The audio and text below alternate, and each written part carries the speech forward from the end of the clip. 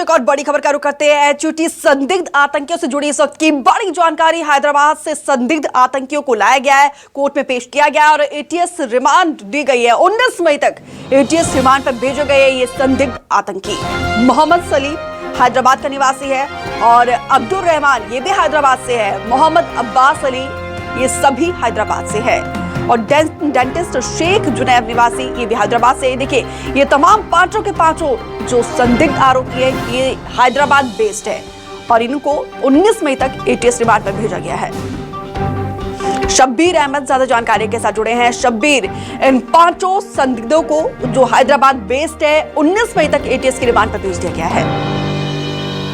बिल्कुल दीपिका, बात की जाए तो राजीव के पाल के कोर्ट में इन तमाम जो संदिग्ध आतंकी हैं इनको पेश किया गया था और वहां पर एटीएस की तरफ से रिमांड मांगी गई थी और पांचों की बात की जाए तो पांचों को लेकर एटीएस को रिमांड मिल चुकी है 19 तारीख तक, यानी करीब 8 दिन की यह रिमांड मिली है। पिछले संदिग्ध आतंकी की बात की जाए तो उनको लेकर भी एटीएस ने 19 तारीख तक ही रिमांड मिली है और इनकी बात की जाए तो इनको लेकर भी 19 तारीख तक रिमांड ली गई। लेकिन अब रिमांड पर कई अहम चीजों का खुलासा हो सकता है क्योंकि कई चीजें ये निकलकर सामने आई है दीपिका।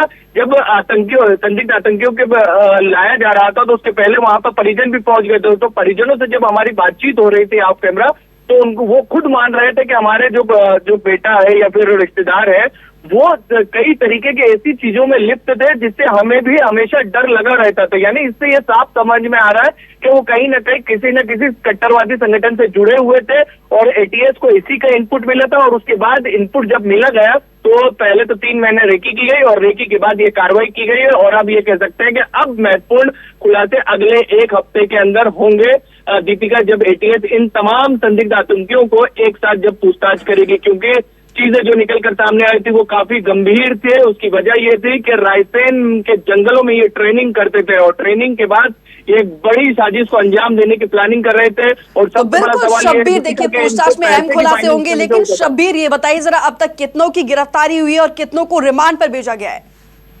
देखिए अभी तक पूरी बात की जाए तो 16 लोगों को संदिग्ध आतंकियों को गिरफ्तार किया गया है। उसमें से 10 जो है वो भोपाल के हैं, इसके अलावा एक शख्स छिंदवाड़ा का है और बाकी के जो 5 लोग हैं वो गिरफ्तारी हुई है हैदराबाद से। और हैदराबाद से गिरफ्तारी परसों ही हो चुकी थी, लेकिन हैदराबाद दूर है मध्य प्रदेश से तो वहां से लाया गया 2 दिन के बाद और आज इनकी रिमांड मांगी गई। लेकिन सबसे बड़ा सवाल यही है कि इन लोगों को फाइनेंशियली तौर पर कौन सपोर्ट कर रहा था ये भी पता लगाना एटीएस के लिए बड़ी चुनौती कि आखिर इनको जो ट्रेनिंग हो, ये तमाम चीजें जो निकल कर सामने आ रही है कि विदेशी दौरा भी कर चुके, तो ये पैसा कहां से आ रहा था, इसकी तफ्तीश सबसे महत्वपूर्ण है कि उन लोगों पर भी कार्रवाई की जाए जिससे नेक्सस को पूरी तरीके से बांटना फोड़ हो और जो जड़ हो उसके ऊपर सबसे पहले कार्रवाई करके इस तरीके के संदिग्ध आतंकी पैदा ही ना हो। मध्य प्रदेश की बात करें, पूरे देश की बात की जाए तो दीपिका, तो बिल्कुल समूल नाश होना जरूरी है और इसके लिए एटीएस हर एक एंगल से इन्वेस्टिगेशन कर रही है, पूछताछ कर रही है और देखना होगा इसका क्या बड़ा एक्शन लिया जाता है। फिलहाल विस्तार से जानकारी साझा करने के लिए आपका बहुत बहुत शुक्रिया।